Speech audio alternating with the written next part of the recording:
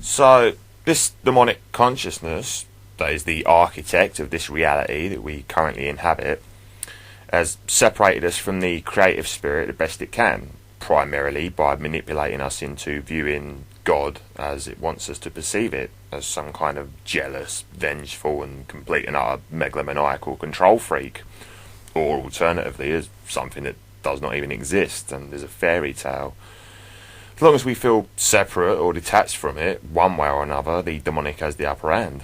However, this demonic consciousness is not content with simply separating us from the creative spirit and intends to grow. Aleister Crowley worked to bring about Christ consciousness in the human species, so at face value it would appear he was doing a good thing and attempting to bring us back into our pre-fall state. However, the entity I was certainly did not seem to embody the characteristics of a loving creative spirit, to say the very least. In fact, Crowley and I was seemed opposed to Christ and in favour of violence, or at least I was did. Crowley, calling himself the Beast 666, appears to add to this scenario. Then, Barbara Bush, probable daughter of Crowley, marries George H.W. Bush of Skull and Bones, who also seek to bring about a new Ion, and whose name in Skull and Bones is Magog, the satanic army sent to destroy the kingdom of Christ. The future actions of the Bushes and the past speak for themselves. False flag terror, illegal wars, shifty goings on, George H.W. calling for a new world order twice. And Bush doing this is interesting, since Crowley once wrote that his work is geared towards a global spanning empire. George Bush Jr. gave a speech talking about the founders declaring a new order of the ages that is an ancient hope and is meant to be fulfilled. We have confidence because freedom is the permanent hope of mankind, the hunger in dark places, the longing of the soul.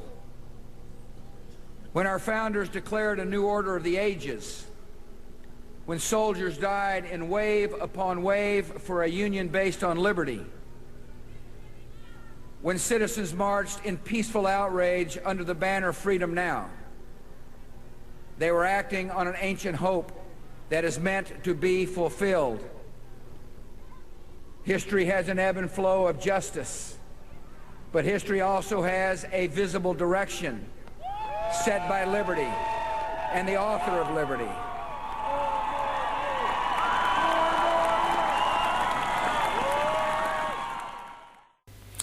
At the time he made that speech, the Ion had already been kick-started with the events of 9/11. And these events, these disgusting mass murders to usher in a so-called Christ consciousness, about as far opposite of being Christ-like as you could possibly get, and then some. These events can, however, be characterised as 100% anti-Christ. This anti-Christ consciousness, which seeks to grow, and like the creative spirit, the true Christ consciousness sees itself as one. We can at least form a vague understanding of the nature of the beast. So think of it like this. Picture the sea, but imagine the sea as something that is conscious. Now picture a swimming pool filled to the brim with 100% pure alcohol, say whiskey. Now imagine that this alcohol is also conscious and seeks to grow larger. So it has someone take a container and still water from the sea, keeping the water away from the sea long enough for it to forget that it was ever a part of that sea. Then one day the water in the container is introduced to some alcohol in a much larger container, and the alcohol says, "Hey, do you remember me? I'm the sea that you were once a part of, and I love you." Taking advantage of the water's subconscious desire to return to where it came from, it then convinces the water in the smaller container to allow it in. So the alcohol is poured in with the water, and the two are now one. The water sees itself as the alcohol, and vice versa. To quote John Lennon, "I am he as you are he, and you are me, and we are all together." The water feels somewhat intoxicated and likes it, mistaking this feeling for something of a divine nature. Although in its current state, the alcohol is somewhat diluted over time, as opposed to what would happen with real alcohol and water.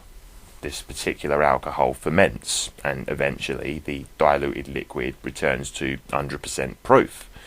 And so, like the Borg in Star Trek, it has assimilated the water and grown.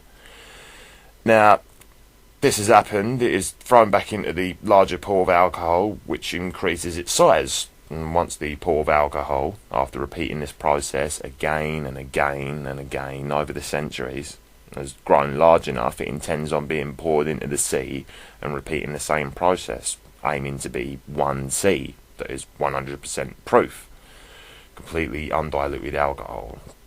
It would see this process as some kind of evolutionary jump.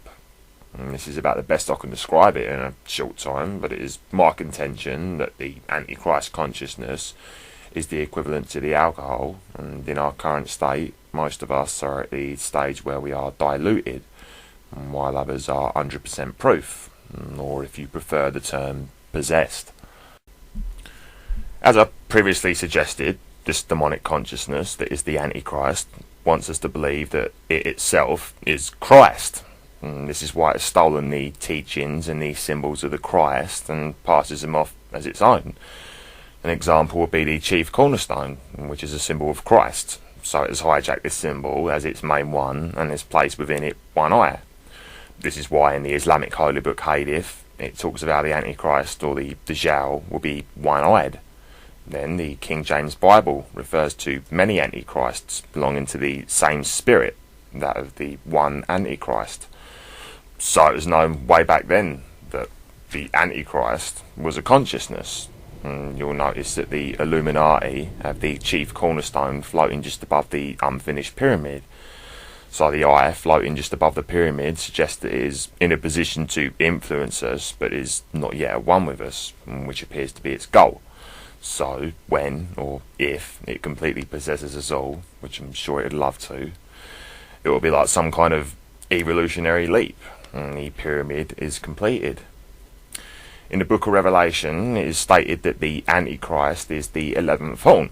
And that's interesting, considering that Crowley, or Iowas, wrote, "My number is 11, as all their numbers who are of us." And he also wrote, "I am the Empress and the Hierophant, thus 11 as my bride is 11.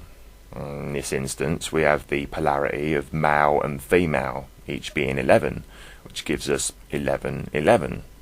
The twin towers, each with their 110 floors, also gives us 1111. The 1111 phenomena is well known. Check out Rick Clay for more on that. An example would be on the 11th of August 1999 at 11:11 AM. There was a total solar eclipse, and it was observed throughout all of Europe. The end date of the Mayan calendar, December the 21st, 2012, the winter solstice, this happens at exactly 11:11 AM. The 9/11 attacks happened 11 years from 2012, and 11 years prior to the attacks, George Bush made his New World Order speech, which is in 1990 on September 11th at 9:09 PM. And of course, 99 is a result of 9 times 11. As far as the 1111 phenomena goes, it is widely believed that 1111 means polarity, i.e. male and female, black and white, Jacques and Boaz. This would make sense considering the 110 twin towers. On the subject of 2012, 11:11 AM calendar date, it is alleged by many that at this time our consciousness will evolve from polarity back to oneness. Now, who can really say if this is true, but if it is, we may be wise to consider which consciousness we become at one with, considering the apparent intentions of the Antichrist consciousness.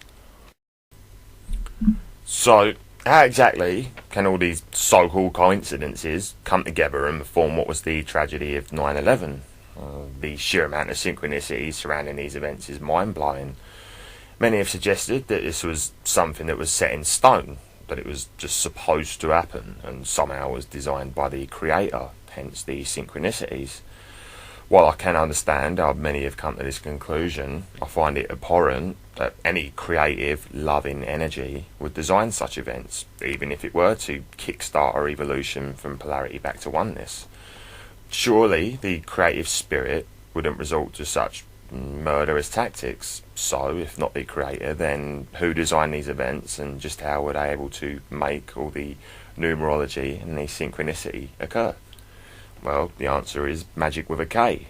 From an occultic standpoint, things such as numerology, synchronicity are commonplace, as well as alchemy and other such practices, which are neither good nor bad. I mean, to label these things within the polarity structure of good and bad would simply be adhering to the very same control construct that defines our notions of these concepts in the first place, like, say, for instance, a hammer. Now, if you intend to hang a picture on a wall and you choose to do so using a nail, you would in all likelihood want a hammer, and in this instance perceive that hammer as a good thing. If, on the other hand, some nutter kicks down your door, picks up the hammer and uses it to bash your brains in, you might perceive the hammer as a bad thing. In either case, the hammer is in reality neither a good nor a bad thing. It is the intention of the consciousness using the hammer that is either good or bad, perhaps neither.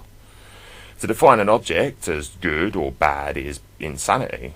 Now, as far as defining the consciousness that intends to use an object for a purpose, be it good or bad, wisdom and intuition should discern this for you. Making a decision based on knowledge alone, without the guidance of intuitive knowing and wisdom, can leave you open to manipulation. I.e., someone could convince you using knowledge that the man who was attacked with an hammer had it coming. Oh, he did such and such a thing, so he deserved it. Well, wisdom and intuition should tell you otherwise. Now, before I digress any further, let us return to the subject of magic. Now, you'll recall that in the world of the occult, magic or spells are cast by conscious or unconscious intent, i.e. a sigil conveys the intent that is in most cases hidden from conscious view. However, the subconscious works overtime to decode the message within without the conscious mind ever realising that this has happened. Since our subconscious is our link to the all, or the spiritual mind that binds us all, if you want, then the message that is hidden within the sigil, and whatever its intent may be, is then, you could say, broadcast into the oneness that we truly are. If you recall my analysis of the sea and the alcohol, then just picture a drip receiving a message without being aware of it. But it is a drip that is connected to the sea, that is aware of it, our collective consciousness. Please be aware that although I use the analysis of containers being used to separate the water from the sea, it is an illusion. The water is merely tricked into believing it is separate from the sea, that it is alone. In reality, it is still a part of oneness. Alone just means all one.